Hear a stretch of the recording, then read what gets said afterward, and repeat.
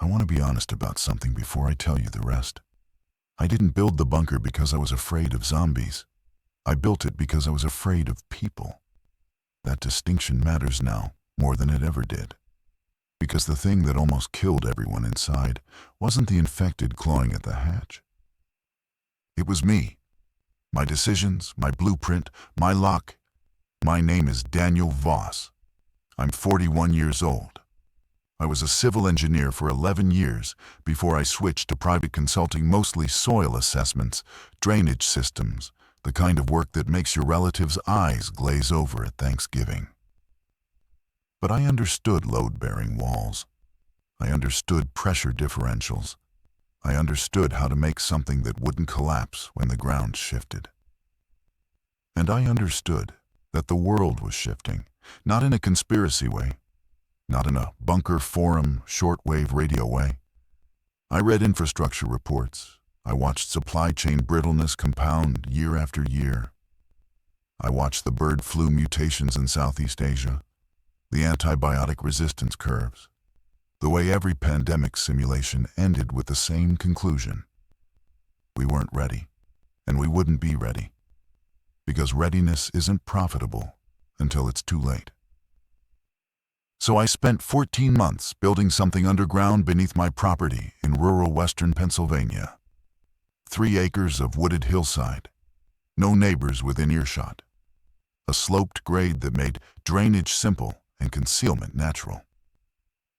The entrance was built into what looked like a root cellar door behind my detached garage, rusted hinges, peeling paint, deliberately ugly. Below it, a concrete stairwell descended 9 feet into a sealed corridor that opened into 1,100 square feet of living space. I'm telling you the measurements because they matter later. 1,100 square feet.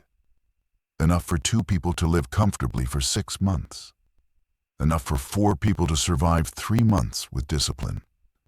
Enough for 9 people to suffocate in 16 days. I finished the air filtration calibration on a Tuesday. 5 days later, the first reports came out of Columbus. By then, I was already sealed inside. The early footage looked like a riot. That's what everyone thought: civil unrest, maybe a chemical spill causing neurological damage. The running, the biting, it looked like bath salts on a municipal scale. I watched it on my phone from 9 feet underground. Sitting on a cot I'd bolted to a concrete wall, eating canned pears with a plastic fork. My neighbor Martin called me that first night. I let it ring. He called again. I let it ring. The third time I answered, because guilt is a muscle that contracts before your brain can override it. Danny, you watching the news? Yeah. They're saying stay indoors. You think it's serious? I think you should board your windows and fill your bathtub with water. Silence on his end. Then, you think it's that serious? I paused. Martin had 2 kids. A wife named Sharon, who brought me banana bread every December.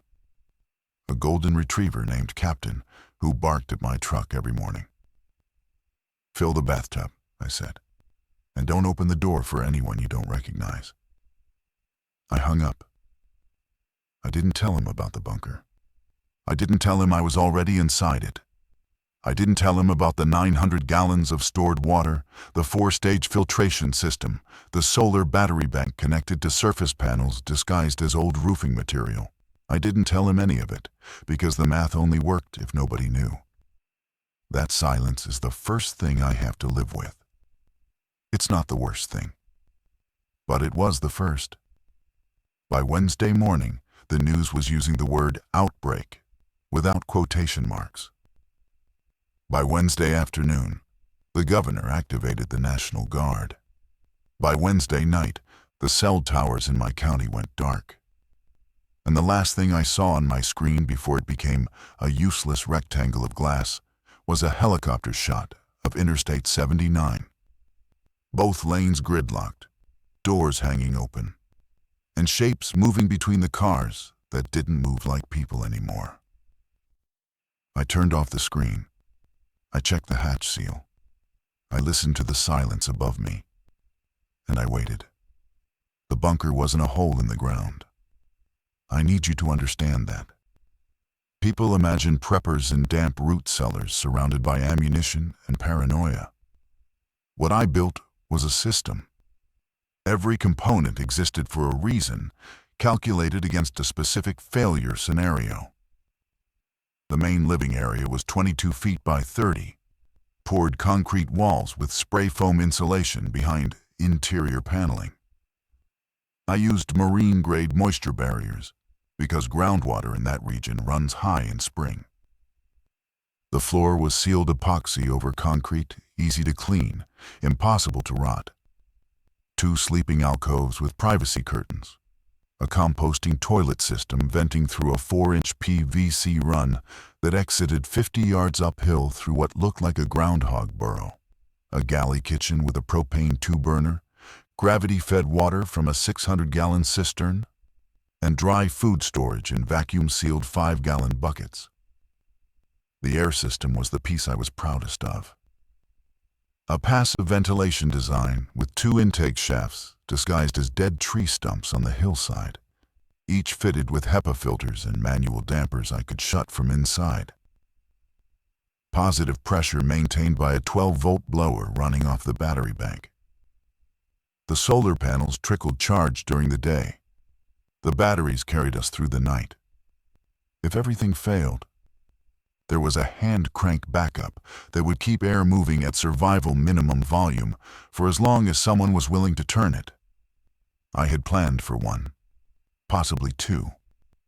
My ex-wife had the kids in Maryland. We'd been divorced 3 years. My sister lived in Philadelphia. My parents were gone. The bunker was sized for solitude, a monk's cell with engineering tolerances. The first 3 days underground were quiet. Not peaceful quiet in the way a hospital room is quiet when you're waiting for test results. I ran system checks. I read. I inventoried. I did push-ups in the corridor because movement prevented the kind of thinking that made us walls shrink. On day 2, I heard the first sounds above. Not knocking, not calling, a dragging sound, like someone pulling a heavy bag across gravel. It lasted maybe 40 seconds, then stopped. I sat on my cot and stared at the ceiling, tracking the sound's direction by memory of the surface layout. It had moved from the tree line toward the garage, then nothing. On day 3, I heard Martin.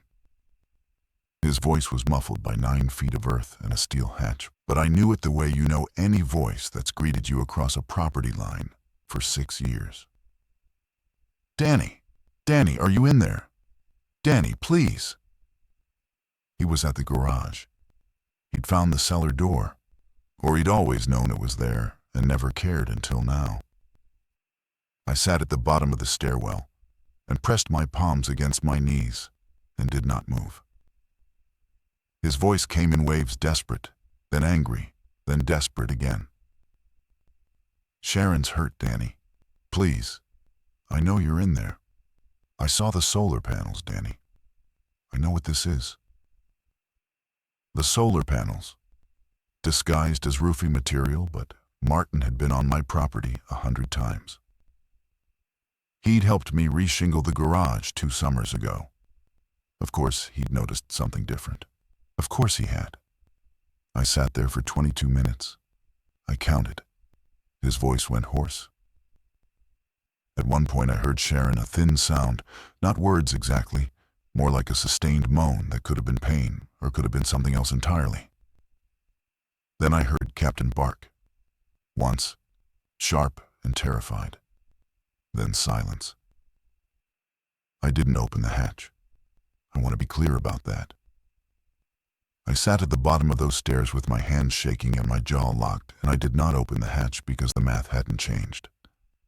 1,100 square feet. 6 months of resources for 2.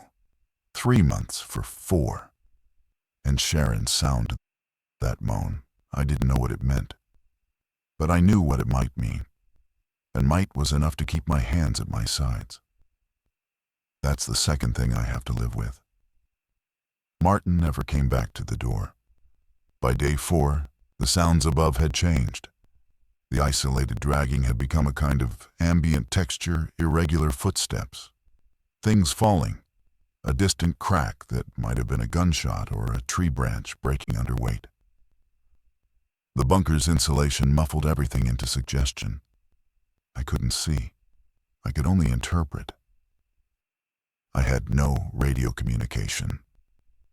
That was a design choice I'd questioned during the build, and now questioned again with different intensity. I'd excluded it because radio required an external antenna, which meant a visible installation, which meant discovery. The entire philosophy of the bunker was invisibility. If no one knew it existed, no one could demand entry. No one could breach it. No one could make me choose. But invisibility meant blindness. I knew nothing about what was happening on the surface except what filtered through concrete muted percussion, the occasional vibration that might have been a vehicle or might have been something heavier falling. I tracked time by my watch, meals by schedule, sanity by routine. Morning, wake at 6, check air pressure, check battery levels, exercise for 30 minutes, eat. Midday, read, maintain equipment, run diagnostics on the water filtration. Evening, eat again, write in the logbook, sleep by 9. The logbook sits in front of me now as I record this.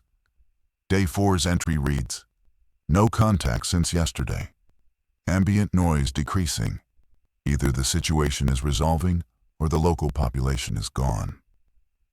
Both interpretations lead to the same action. Stay sealed, cold. I know how it reads. But engineering is cold. Survival is cold. Warmth is what gets people to open doors they shouldn't open.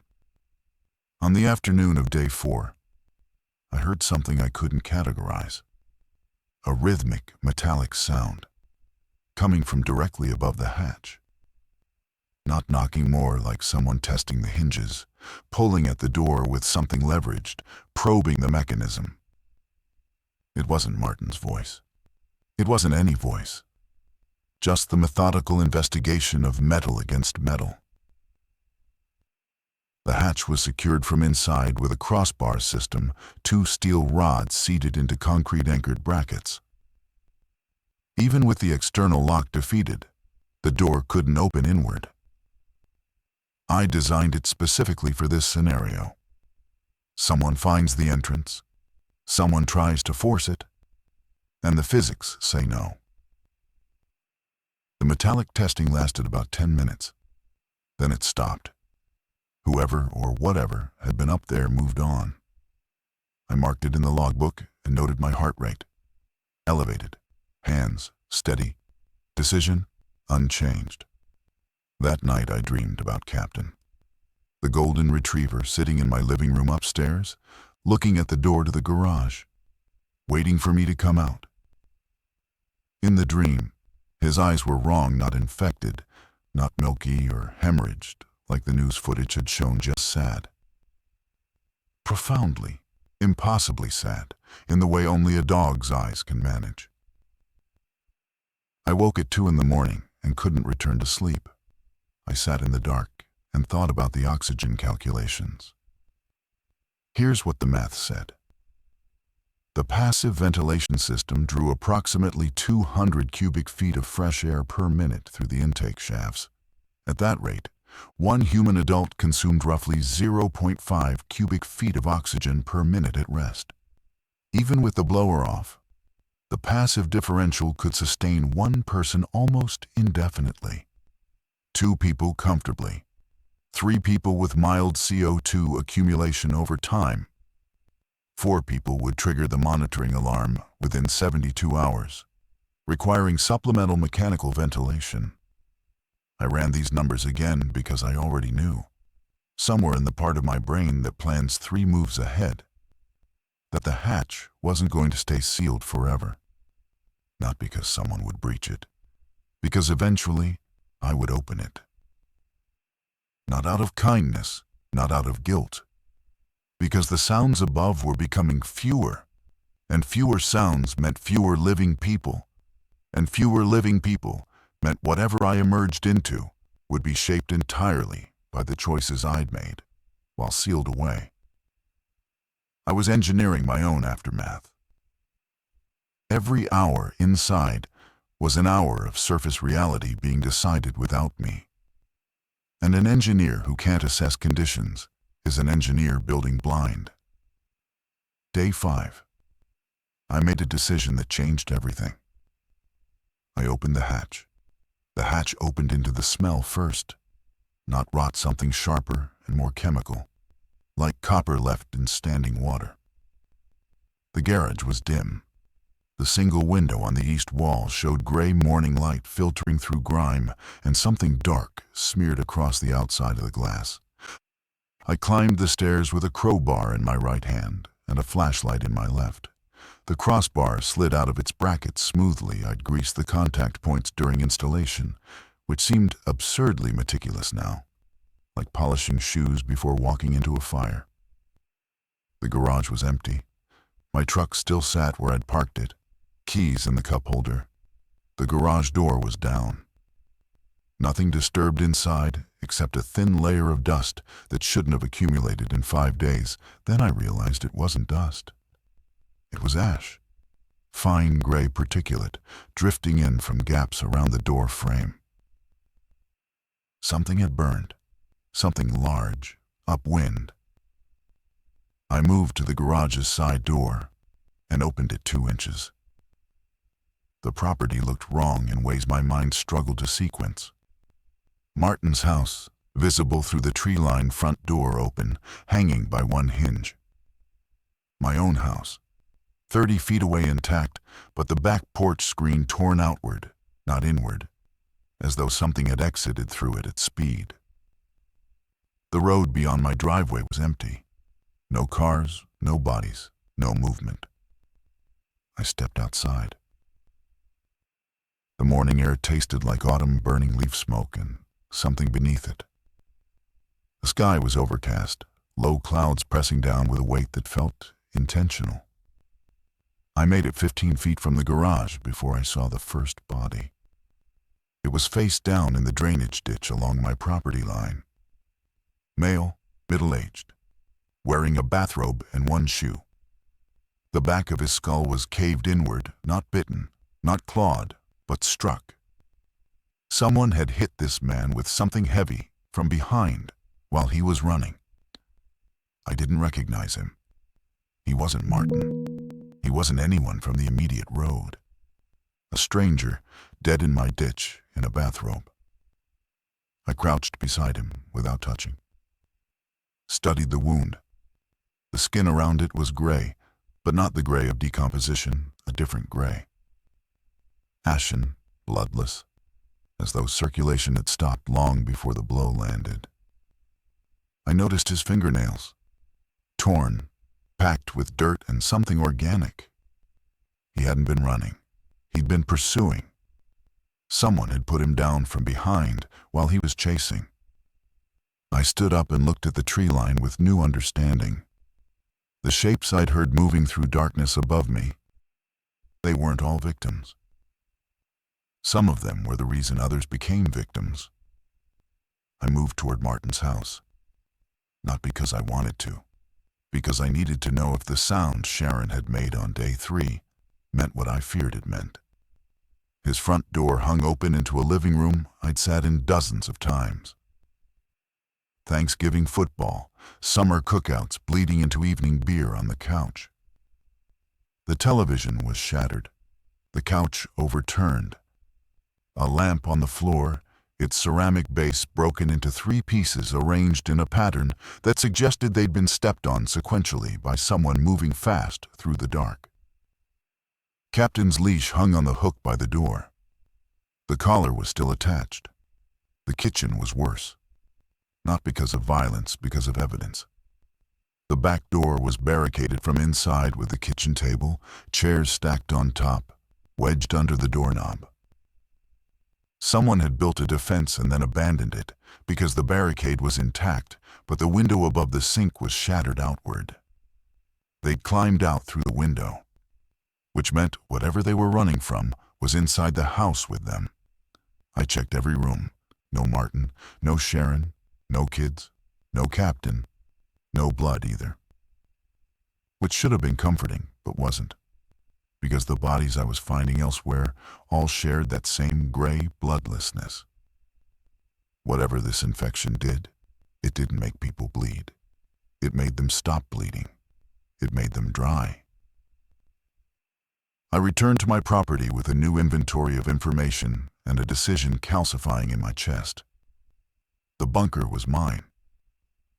That statement sounds simple, but it carried weight I didn't fully understand until I stood above the open hatch and looked down into the lit stairwell and thought, I could seal this again right now. I could go back inside and pretend the surface doesn't exist for another 6 months. But the body in the ditch changed the math. The gray skin changed it. The pattern of violence, not random, not chaotic, but predatory and directional, changed it. If the infected were moving through this area, they could find the hatch. Martin had found it. Others could. The external lock was defeated. He'd broken it, or someone had. The only security left was the internal crossbar, and that only worked with someone inside to set it. I had maybe a day, maybe less. I needed to reseal and go back under. But I stood there in the gray morning and listened to the absolute silence of a rural Pennsylvania road that should have had birdsong, truck engines, a school bus at 7:15. And I heard nothing. The silence wasn't peaceful. It was completed. Whatever had happened here was finished. I was loading water containers from the garden shed into the bunker. Redundancy, always redundancy when I heard the engine. A vehicle, moving slowly on the county road, maybe half a mile east. The sound carried in the dead air like a stone thrown into still water, distinct, undeniable, alive. I froze with a 5-gallon jug in each hand and calculated. Vehicle meant living people. Living people meant potential threat, potential resource, potential complication. The engineer in me said, seal the hatch, go dark, let them pass. The other part, the part that had listened to Martin beg, said nothing. It just waited to see what I'd do differently this time. The vehicle appeared at the end of my driveway. A dark green Suburban, mud-caked, moving at idle speed. It stopped at the road's edge where my gravel drive met the county asphalt. The engine idled. Then it turned in. I set down the water jugs and picked up the crowbar. The Suburban rolled up my driveway and stopped 20 feet from the garage. The driver's door opened and a woman stepped out. Late 30s. Dark hair pulled back severely. Wearing a canvas work jacket with something brown dried on the sleeve. She saw me immediately and raised both hands, palms out, fingers spread. I'm not sick, she said. Her voice was controlled but thin, like she'd been using it too much or not enough. I have 2 children in the back seat. We've been driving since yesterday. I didn't lower the crowbar. My name is Rachel Vasquez. I was a charge nurse at UPMC Mercy. I know what the infection looks like, and I know what it doesn't look like. I am not infected. My children are not infected. Behind her, through the Suburban's tinted rear window, I could see movement. Small shapes. One pressing a face against the glass. What do you want? I asked. Water. We've been out since last night, and my son needs to sleep somewhere that isn't moving. I looked at the Suburban, looked at the bunker's open hatch behind me, visible from where she stood. She'd already seen it. Her eyes had tracked to it the moment she'd rounded the garage corner. I watched her gaze measure the stairwell's depth. register the lights below, process the implications. You built something, she said. Not a question. Yes. How much space? The question landed with surgical precision. She wasn't asking to admire it. She was calculating the same way I calculated. Capacity, duration, oxygen. I thought about Martin's voice through the hatch. I thought about the gray body in the ditch. I thought about 1,100 square feet and the clean certainty of mathematics and the filthy uncertainty of being human. Enough, I said. Maybe. She nodded once, turned back to the Suburban and opened the rear door. A boy, maybe 8, climbed out holding a stuffed animal with one arm missing. Behind him, a girl, younger 5 or 6 with her thumb in her mouth and her eyes the size of quarters. Rachel looked at me. What's your name? Daniel. Daniel, can we come inside? I let them in. I want to record that clearly because what follows might make it seem like I did so reluctantly or with conditions. I didn't. I saw those children and the calculation broke. Not disappeared, broke. Like a bone that sets differently afterward.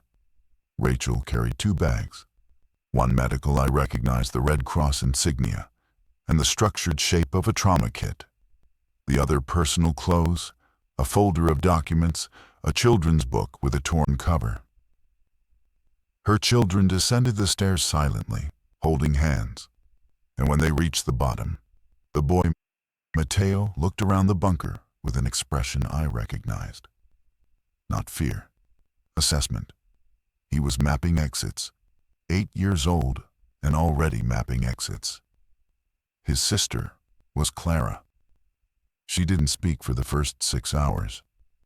Rachel told me later this started after they left the hospital, after what she'd seen in the ER during the first wave. Clara had simply stopped talking, and Rachel, as a nurse, knew this was protective, not pathological. The child's brain was insulating itself. I showed them the space, the sleeping alcoves, the toilet system, the water supply. Rachel absorbed every detail with professional attention, asking questions I hadn't expected about the air filtration's particulate rating, about whether the ventilation shafts could transmit airborne pathogen if the external environment was contaminated. I don't think it's airborne, she said, sitting at the small table in the galley. Mateo was already on a cot, the stuffed animal tucked against his chest. Clara sat on the floor with the children's book open in her lap, turning pages without reading. It's fluid transfer. Bites, scratches, maybe mucous membrane contact. The ones at the hospital, they were all bite victims first. No one got sick without direct fluid contact. How fast? I asked. Variable.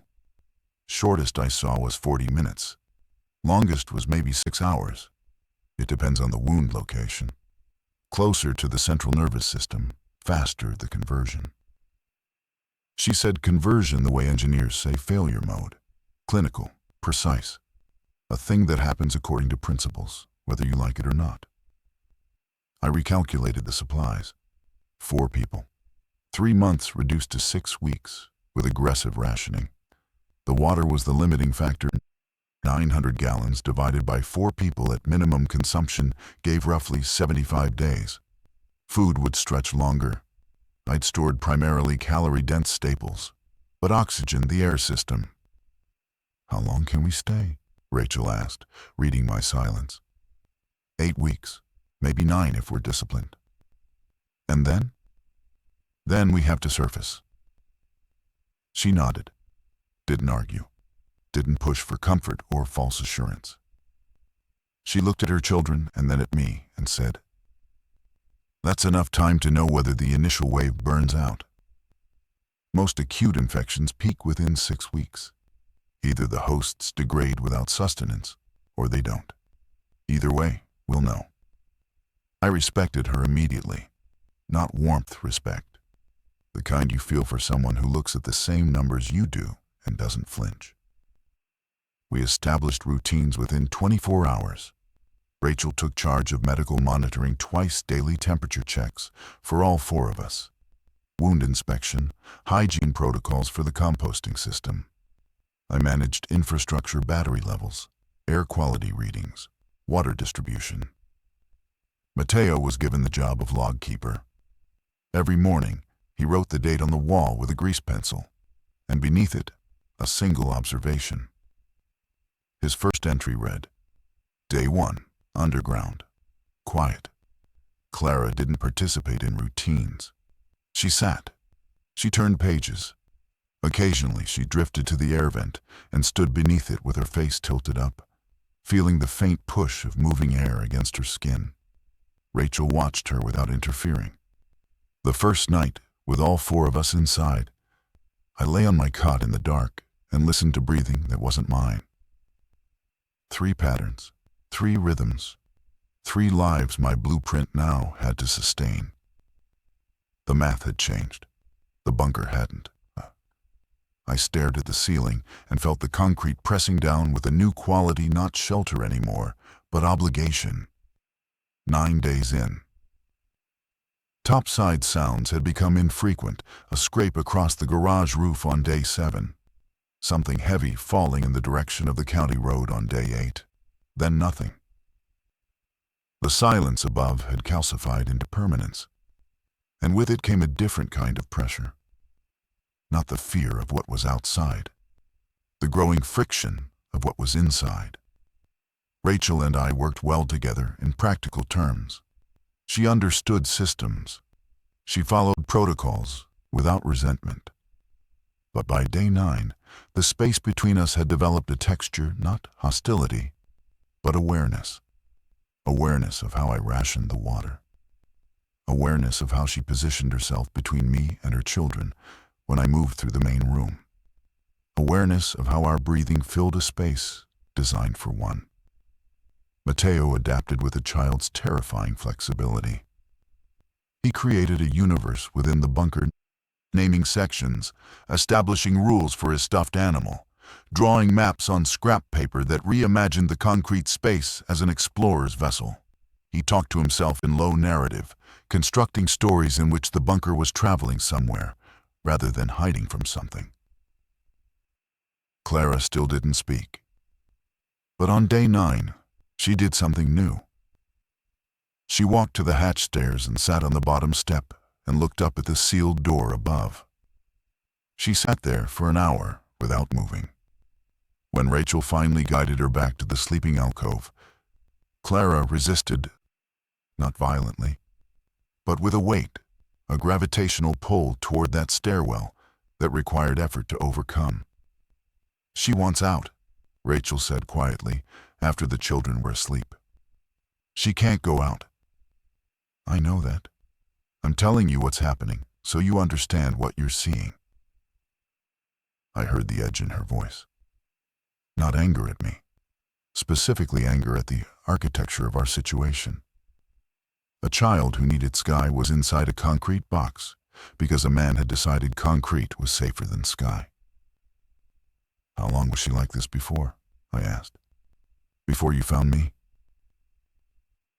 Rachel was quiet for a moment.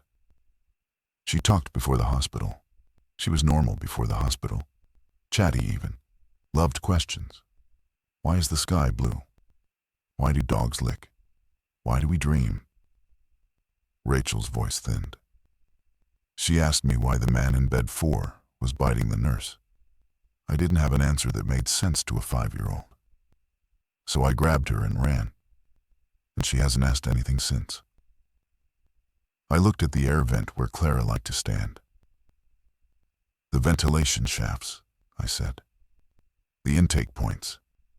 They come up on the hillside about 60 feet from here, disguised as stumps. Rachel waited. If we opened one from the surface side briefly, she could sit beneath it and feel real outside air, unfiltered. Hear the wind, maybe birds if there are any left. You'd have to go topside to open it. Yes. Alone? It's my system. I know where the access points are. Rachel studied me. I could see her calculating risks, not just physical, but interpersonal. If I went up and didn't come back, she'd need to understand the systems herself. If I went up and saw something that made me seal her out the way I'd sealed Martin out, she'd be trapped below with 2 children. Why would you do that? She asked. For Clara. I thought about the honest answer. It wasn't for Clara. Not entirely. It was because the bunker was my design, and Clara's silence was becoming a defect in that design, a system failure I couldn't tolerate. An engineer who builds a shelter that psychologically destroys its occupants hasn't built a shelter. He's built a prettier coffin. Because the bunker has to work, I said. And right now, it's not working for her. Rachel nodded slowly. Tomorrow? Tomorrow morning.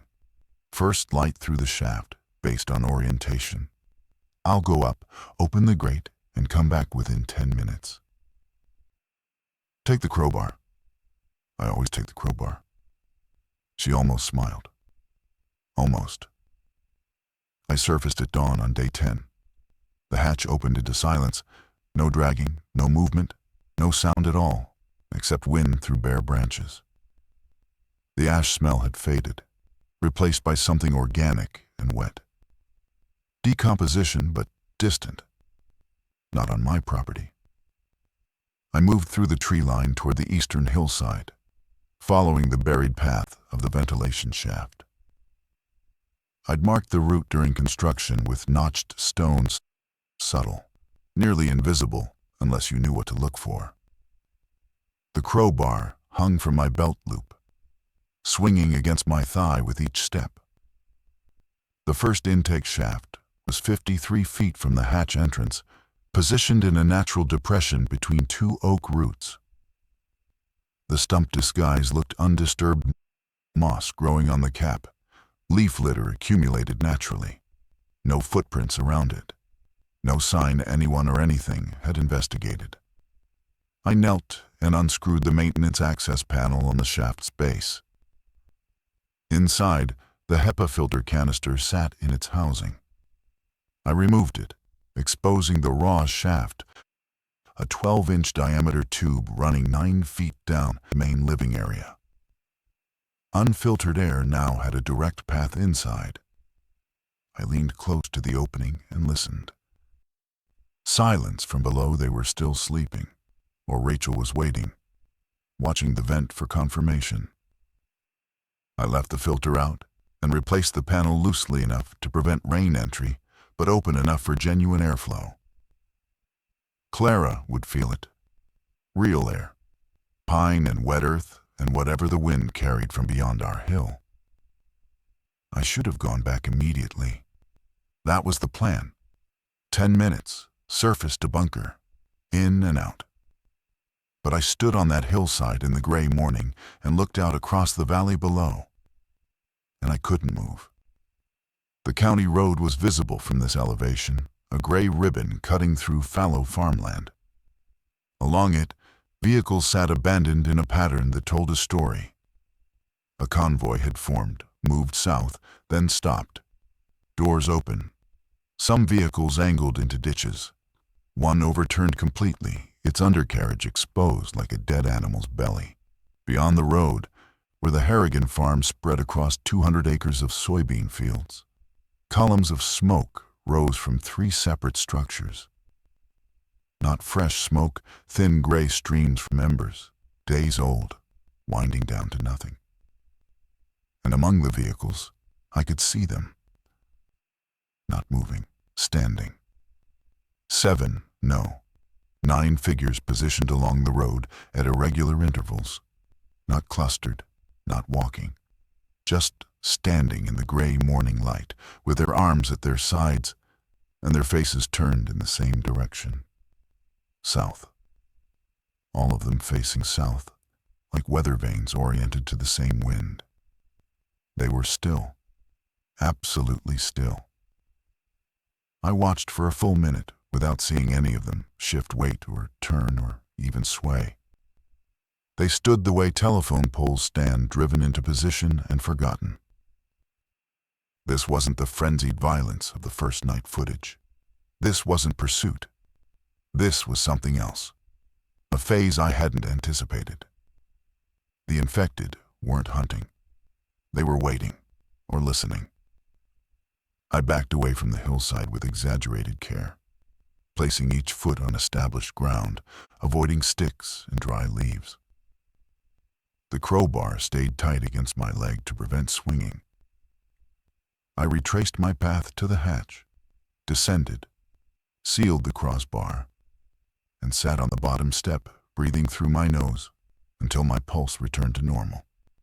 Rachel was at the galley table with 2 cups of reconstituted coffee. She looked at my face and set 1 cup in front of the empty chair across from her without speaking.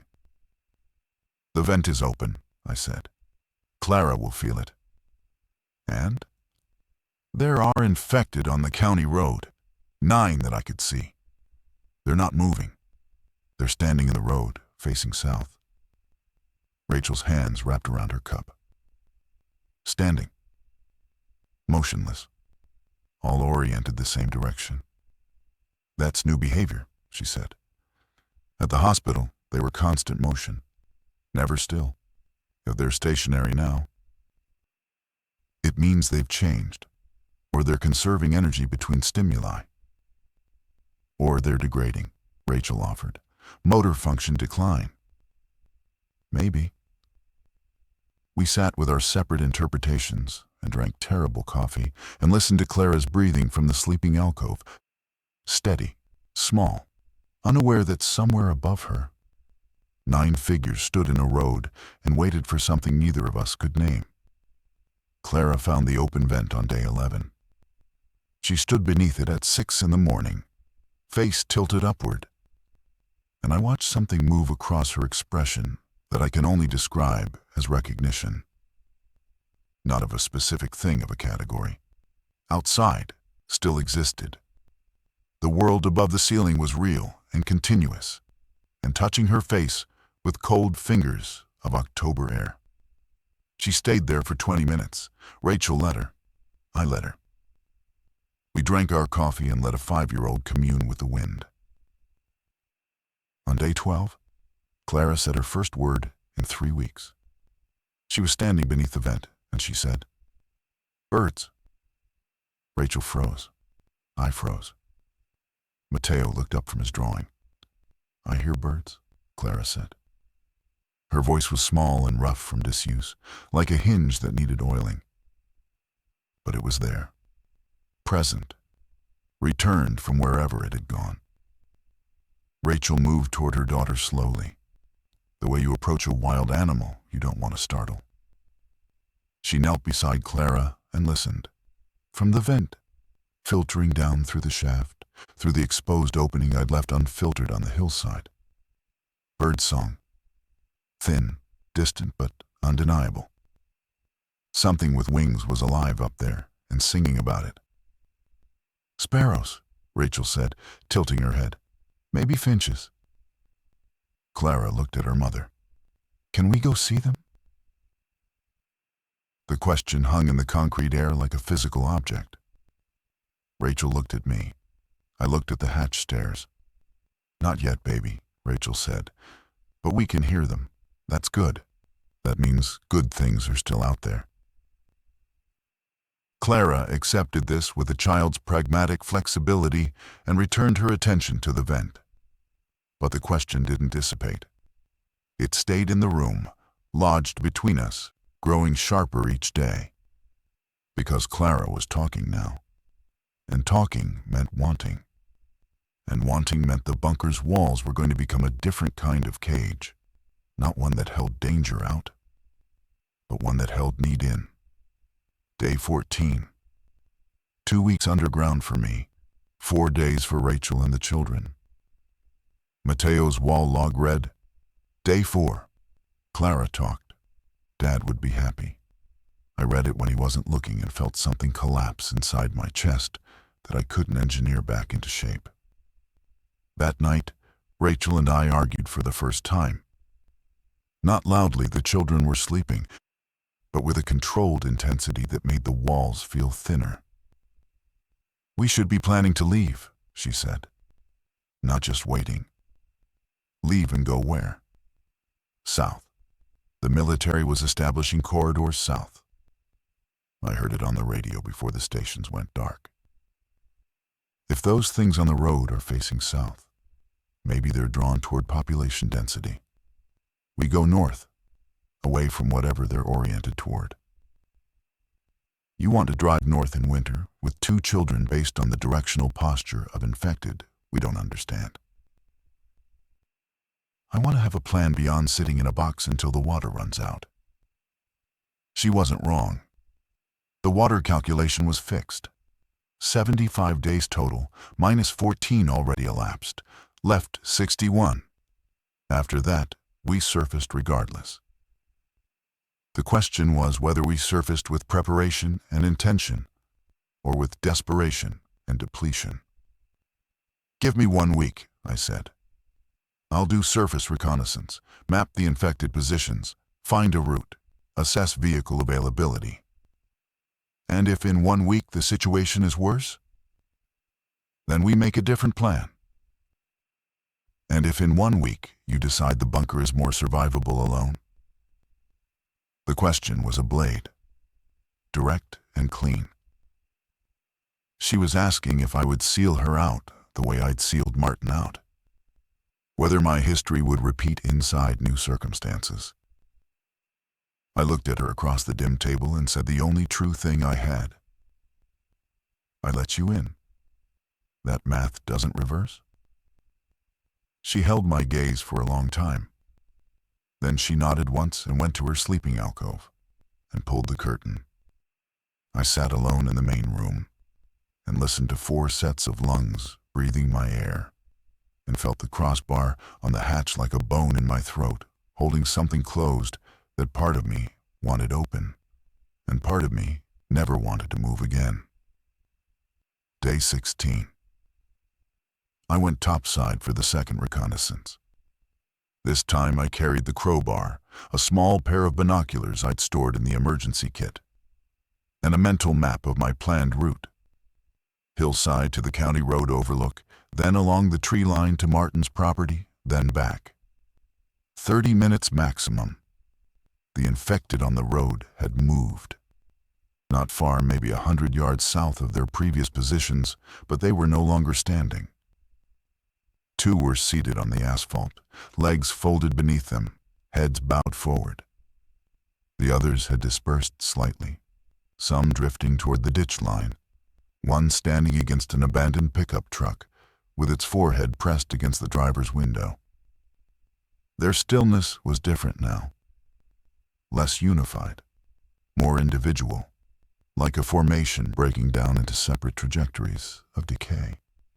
I watched through the binoculars for 5 minutes and counted 11 total, 2 more than before, which meant either I'd miscounted initially or additional infected had arrived from elsewhere and joined this strange congregation.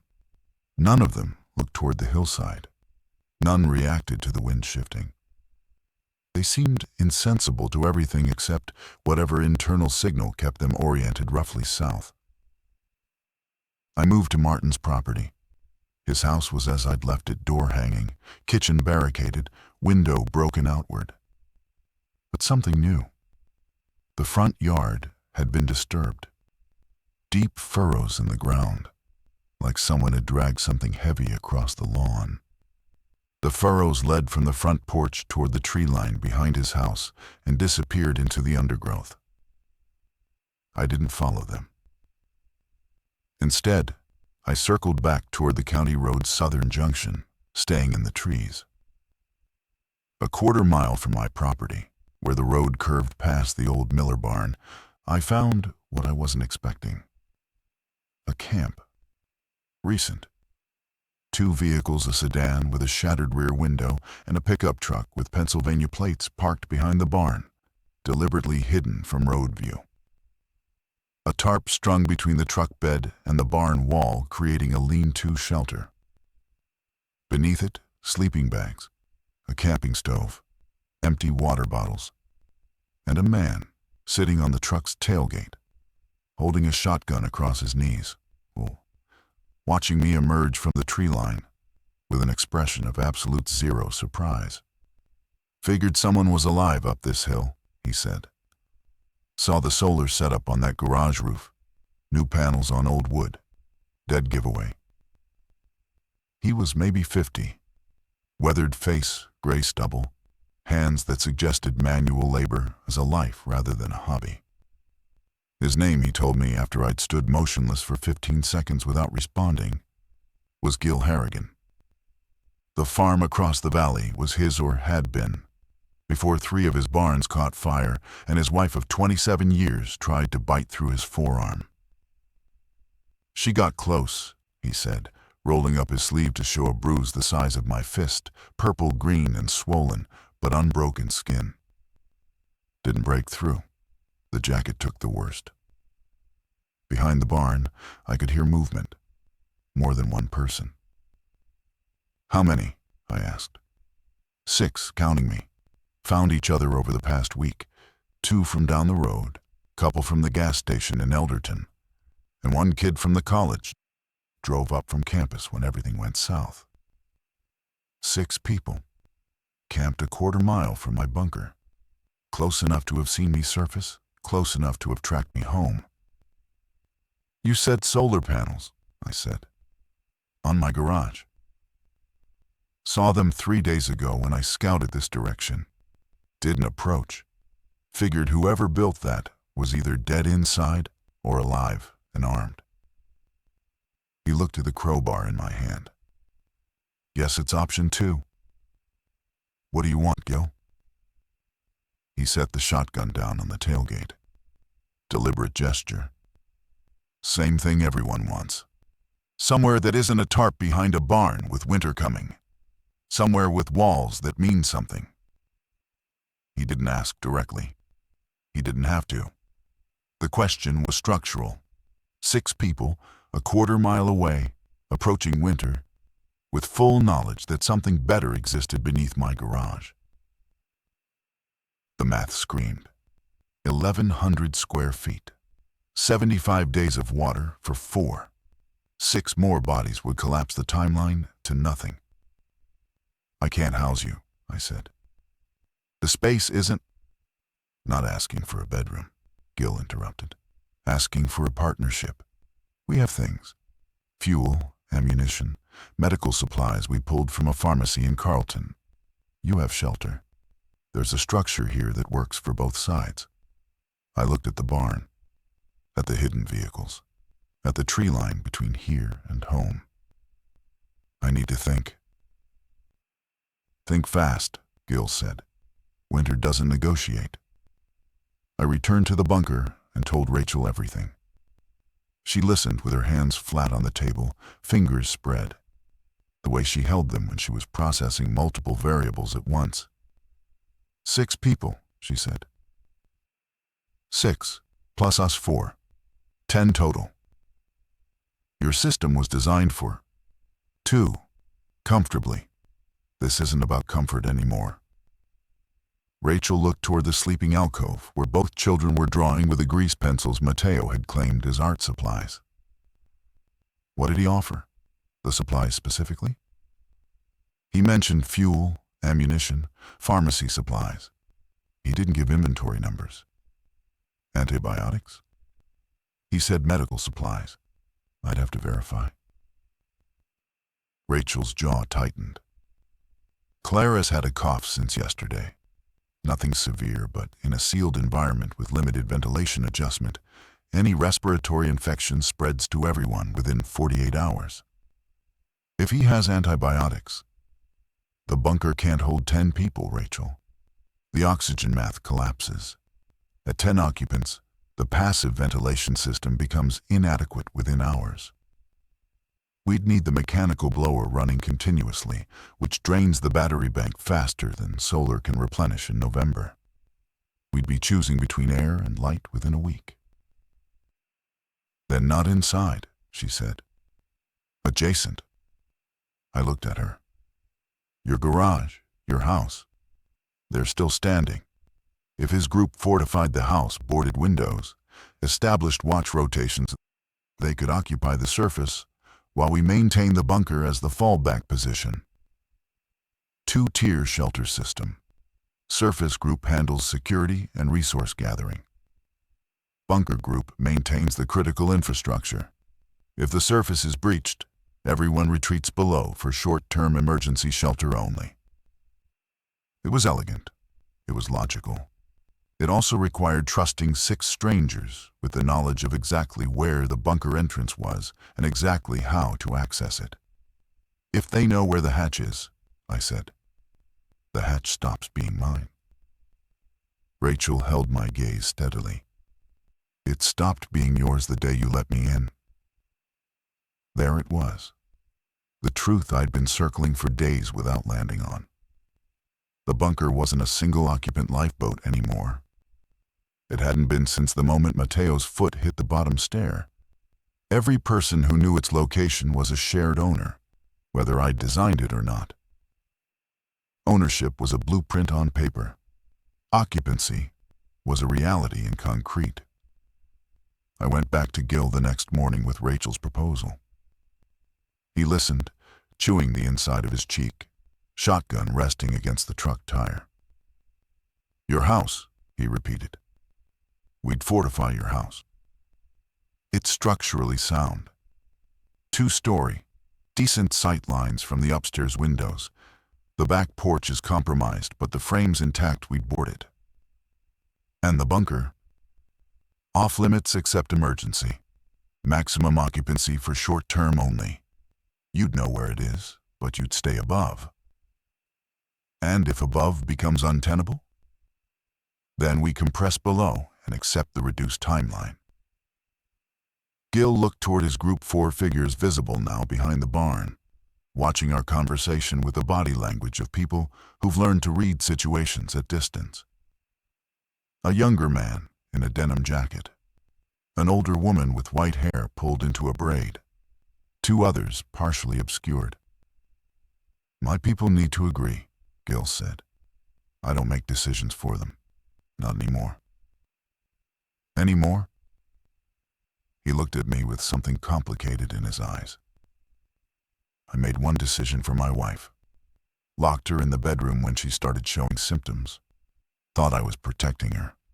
Protecting us. He picked at a thread on his sleeve. She came through the door like it was paper. The lock meant nothing once the thing in her decided to move. He stood and extended his hand. I'll bring my people to your place at dawn tomorrow. We'll look at the house. If it works, we'll commit. I shook his hand. His grip was calloused and firm and carried the weight of a man who'd locked a bedroom door on someone he loved and listened to what happened on the other side. I recognized that weight. It was the same one I carried from the sound of Martin's voice fading through 9 feet of earth. We were both men who'd built barriers and then lived inside what those barriers cost. Gil brought 5 people at dawn. They moved through the tree line in single file, disciplined, quiet, scanning the terrain with learned wariness. I watched from the garage with a crowbar visible but not raised. Rachel stood behind me, slightly to the left, positioned so she could see faces as they emerged. Gil first. Then the younger man, Travis, mid-20s, former construction worker with arms built for framing walls. The older woman, June, 63. Retired school administrator who'd survived by hiding in a gymnasium storage closet for 3 days. Then a married couple, Derek and Yolanda Patterson, early 40s, who'd been driving back from a funeral in Maryland when the highway became impassable and they'd abandoned their car in Carlton. The 6th was supposed to be a college student. He wasn't with them. Where's your 6th? I asked Gil. Gil's expression changed, a subtle withdrawal, like a fist closing slowly. Owen left 2 nights ago. Said he was going south to find his girlfriend at Penn State. We told him the road wasn't clear. He went anyway. Did he make it? We heard a vehicle engine for about 10 minutes after he left. Then we didn't hear it anymore. That was all. No further elaboration needed. The 5 remaining surveyed my house with the pragmatism of people assessing shelter, not real estate. Travis measured window frames with his eyes, already calculating board dimensions. June tested door hinges and examined the foundation visible in the basement. Derek and Yolanda swept the upstairs rooms, clearing closets with the practiced caution of people who'd already been surprised once. By midday, they'd established a plan. Travis would lead the physical fortification boarding windows with lumber salvaged from the Miller barn, reinforcing door frames, creating fallback barricades at stair landings. Gil would organize watch rotations from the upstairs bedroom that overlooked the driveway and the tree line. June would manage interior operations, cooking, inventory, schedule. Rachel observed all of it from the garage doorway with Clara's hand in hers. Mateo had been told to stay below in the bunker, his first day alone down there. And when I descended to check on him that afternoon, I found him sitting on my cot with his logbook, writing carefully. Day 7. New people. They seemed tired. The alliance was fragile in ways that didn't show immediately. It showed on day 18, when I descended into the bunker for a routine systems check and found Gil standing at the bottom of the stairs. He'd come in through the hatch, alone, without asking. I stopped on the 4th step and looked down at him. He stood in the main room, hands in his jacket pockets, looking around at the walls, the water cistern, the food stores, the battery bank monitors blinking green in the dim light. Just looking, he said. The agreement was emergency access only. I know what the agreement was. He turned in a slow circle, appraising. Just wanted to see what emergency looks like, so I know it when it comes. His voice was casual, but his eyes weren't. They were pricing everything, calculating days and bodies the same way I did, the same way Rachel did, the same way everyone did now, because the world had become a math problem with lives as variables. Gil, he looked at me. This works because of boundaries. You cross them, it stops working. He held my gaze for 3 seconds. Then he nodded, climbed the stairs past me, and disappeared through the hatch without another word. I stood in my bunker, my design, my concrete, my air, and felt something I hadn't felt before. Not fear, not anger, a new awareness. The crossbar on the hatch wasn't just keeping things out anymore. It was also keeping things in. And the people above now knew exactly what was in here, and exactly what keeping it meant for their survival timeline. The bunker had become a resource, and resources in a collapsed world don't belong to builders. They belong to whoever holds them last. I checked the crossbar that night with hands that trembled for reasons I couldn't fully name. Day 21. 3 weeks underground for me, 11 days with the others. The surface group had fortified the house competently. Travis was skilled and focused, and under his direction, the windows became layered shields of plywood and furniture bracing. The front door held 3 separate barricade configurations, depending on threat level. Upstairs, Gil's watch rotation maintained constant visual coverage of the approach routes. But the infected on the road had shifted. They were no longer static. On my morning reconnaissance, a routine I'd established every second day, I observed movement where there had been stillness. The cluster that had congregated near the abandoned vehicles was dispersing, not randomly. They moved in short bursts, 30 or 40 feet at a time, then stopped again. But their orientation had changed. They were no longer facing south. They were facing west, toward the hillside, toward us.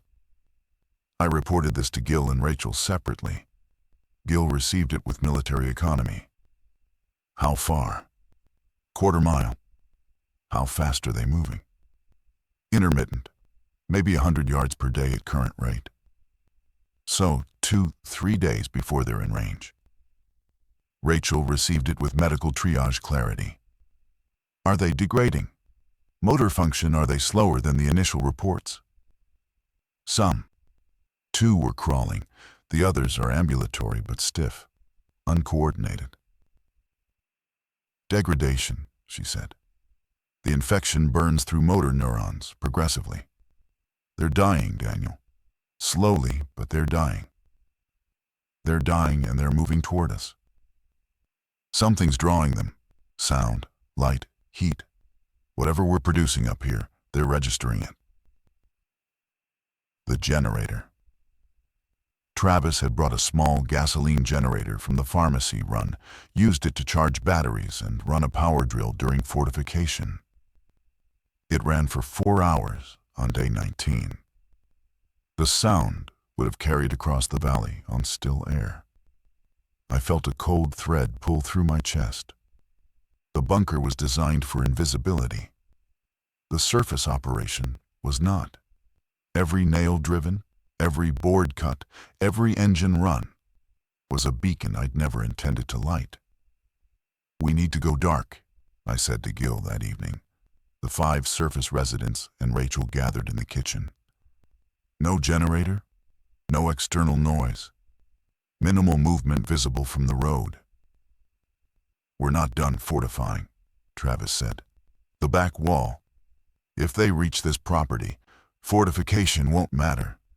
These aren't people testing doorknobs. The ones at the hospital went through walls. Rachel told me about the hospital, Gil said. She said they were fast. These aren't fast. They're barely walking. They don't need to be fast if there are enough of them. And we don't know how many are behind the ones I can see. Silence in the kitchen. June sat at the counter with her hands around a mug, staring at the table. Derek and Yolanda stood by the doorway, close enough to touch shoulders, the geometry of couples in crisis. Gil looked at me. You're going to suggest we go below? No, I'm suggesting the surface group evacuates. Takes the vehicles, moves north while the road is navigable. The bunker group seals and goes dark. Without surface activity, whatever's drawing them dissipates. They pass through. We resurface after. You're suggesting we leave, Yolanda said. Her voice was quiet but carried a weight that filled the room. I'm suggesting survival. Your survival, Derek said, in your bunker, while we drive into nothing. The words landed exactly where they were aimed. The power structure of our arrangement. My bunker, their surface, was revealing its architecture. I held the underground. They held the guns, the fuel, the labor. We'd built something together, but its foundation was still my concrete. And now I was asking them to walk away from it. Travis set down his coffee mug. What if we all go below, seal up together, wait it out? 10 people, I said. The air system fails in under 16 hours at full occupation without continuous mechanical ventilation. The batteries don't hold enough charge in November to run the blower nonstop. So we die slow instead of fast, Travis said. No, you have vehicles and a head start, and the infected are moving at 100 yards a day. You have time to be somewhere else. Gil stood slowly. And if we decide the bunker belongs to all of us equally? The room went very still. I looked at Gil and understood that this moment had been approaching since the day he stood in my bunker, without permission. The question wasn't hostile. It was structural. A claim being filed against a resource by people who'd invested labor, risk, and faith into its continued existence. The bunker holds 4 people for 8 weeks, I said. It holds 10 people for about 2 days before the air becomes poisonous. This isn't about ownership, it's about physics. Then 4 go below, Gil said. And we decide which 4. Rachel stepped forward from where she'd been leaning against the counter. My children go below. That's not negotiable. Nobody's arguing with that, Gil said. 2 kids, 1 adult. That's 3. 1 more spot. Every eye in the room calculated. Rachel and Daniel, the existing bunker residents. 2 children, that was 4. But Gil was framing it as 3 plus 1, and the 1 was up for negotiation. It's his bunker, June said quietly from her seat. He built it. He let us use his property. The man goes below with the nurse and her children. He also made an alliance, Gil said. Promised us shelter. Surface or below, the promise was shelter. The promise was partnership, I corrected. I gave you the house. I'm giving you the vehicles. I'm giving you a head start. I'm not giving you a death sentence underground. Travis stood. I'm not going below anyway. I'll take the truck. I'll go north. June nodded. I'll go with Travis. Derek looked at Yolanda. Some communication passed between them that required no words, 20 years of marriage compressed into a glance. We'll take this sedan, Derek said. North works. Gil was the last. He stood with his shotgun leaning against the wall behind him and his hands loose at his sides, and looked at me with an expression I couldn't parse. Not anger, not betrayal, something closer to recognition. I survived 3 days alone after my wife turned, he said. Then I found these people and survived 14 more. You know what I learned? Walls don't save you. People save you. And you, he pointed at me. You keep choosing walls. He picked up the shotgun. I'll take the truck with Travis and June. We leave at first light. Tonight would be safer, Rachel said. If they're drawn to movement, darkness gives cover. Gil considered this. Tonight then. They were gone in 2 hours. Efficient, practiced, unsentimental. Travis loaded the truck with their supplies, canned food, ammunition, water containers, fuel cans. June folded blankets with institutional precision. Derek and Yolanda packed the sedan methodically, leaving space in the back seat that suggested hope for finding others along the way. Gil was last to leave. He stood at the end of my driveway and looked back at the garage, knowing what lay beneath it, knowing the hatch existed behind that peeling door. If we come back this way, he said. If you come back, knock 3 times slow, twice fast, I'll open. He nodded, got in the truck. The taillights disappeared east toward the county road junction, then turned north and faded. I sealed the house, boarded the garage window from inside, descended into the bunker where Rachel sat with Clara on her lap and Mateo writing in his log. Day 11. People left. We stayed. I set the crossbar, checked the air monitors, sat in the dim main room and listened to the silence above, trying to determine whether it was the silence of safety or the silence of approach. Rachel put the children to bed and sat across from me. You chose walls again, she said. Not accusatory, observational. I chose the math. I know. She paused. The math says 61 days of water remain. 57, correcting for actual consumption rates. 57, I confirmed. That's not forever, Daniel. Nothing is forever. That's the point of engineering. You don't build forever. You build long enough. Long enough for what? I didn't have an answer. The question settled into the concrete around us and became part of the structure, another weight the walls were bearing, another load I'd have to calculate against collapse. Day 54. The water cistern shows 19 gallons remaining. 3 days, maybe 4 with severe rationing. The air monitors read clean. The infected passed through our area on day 26. I heard them above for 9 hours, scraping and stumbling across the property. And then they were gone, drifting south, degrading, dying on their feet. Clara speaks in full sentences now.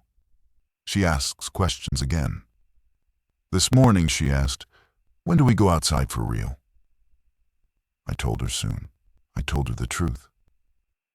Tomorrow I'll open the hatch, not because the world is safe, because the bunker has done what it was designed to do. Buy time, not forever, just long enough. I think about Gil's words. Walls don't save you. He was wrong about that. These walls saved 4 lives across 54 days of collapse. But he was right about something else. I keep choosing walls. I chose them over Martin, over Gil, over every hand that reached toward my door. Tomorrow I open it.